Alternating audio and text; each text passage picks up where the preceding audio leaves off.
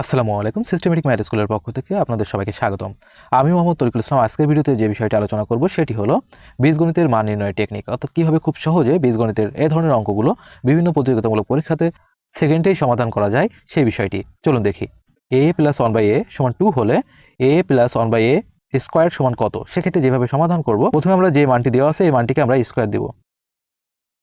এরপর এখানে যদি প্লাসের মান চাই তাহলে আমরা এখানে মাইনাস দিব। যদি ব্র্যাকেটে স্কয়ার থাকে তাহলে আমরা 4 দিব, আর যদি স্কয়ার আলাদা আলাদা থাকে তাহলে আমরা 2 দিব। এবার 2 কে স্কয়ার করলে আসে 4 মাইনাস 4, 4 থেকে 4 মাইনাস করলে থাকে হলো 0।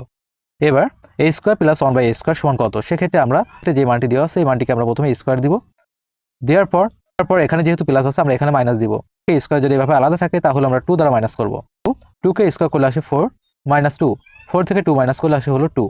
a cube plus 1/a cube সমান কত? সেক্ষেত্রে যে মানটি দেওয়া আছে এই মানটিকে আমরা কিউব করব। করার পর যেহেতু এখানে প্লাস আছে আমরা এখানে মাইনাস দিব। এবার আমরা 3 দিব ইনটু যে মানটি দেওয়া আছে সেই মানটি, অর্থাৎ 2। 2 কে কিউব করলে 2 3 বার গুণ হবে, সেক্ষেত্রে 2 গুণ 2 গুণ 2 মাইনাস 3 আর 2 গুণ করলে আসে 6, 2 আর 2 গুণ করলে 4, 4 আর 2 গুণ করলে 8, 8 মাইনাস 6 সেক্ষেত্রে আসে হলো 2। তার পরবর্তী যে মানটি আছে সেটি নির্ণয় করব। a to the power 4 plus 1/a to the power 4 second bracket দিব। দেওয়ার পর এই যে মানটি আছে এই মানটিকে আমরা প্রথমে স্কয়ার দিব, অর্থাৎ 2 স্কয়ার। এরপর আমরা যেহেতু এখানে প্লাস আছে আমরা দিব মাইনাস, মাইনাস দিয়ে আমরা দিব হলো 2। তারপর আমরা ব্র্যাকেট দিয়ে আরেকটি স্কয়ার দিব, তারপর মাইনাস দিয়ে দিব হলো আবারও 2।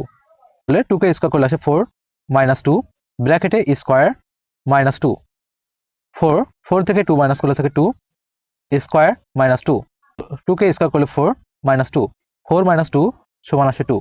এটি হলো এই প্রশ্নের সমাধান। ধন্যবাদ বন্ধুরা ভিডিওটি দেখার জন্য। যদি ভিডিওটি ভালো লাগে লাইক কমেন্ট শেয়ার করবেন, আর যারা নতুন আছেন ভিডিওটি দেখছেন অঙ্কের এমন আরো অনেক টেকনিক শিখতে বা জানতে আমার আইডিটি ফলো দিয়ে রাখবেন। আর যারা আমার ইউটিউব চ্যানেল থেকে ভিডিওটি দেখছেন তারা আমার ইউটিউব চ্যানেলটিকে সাবস্ক্রাইব করবেন।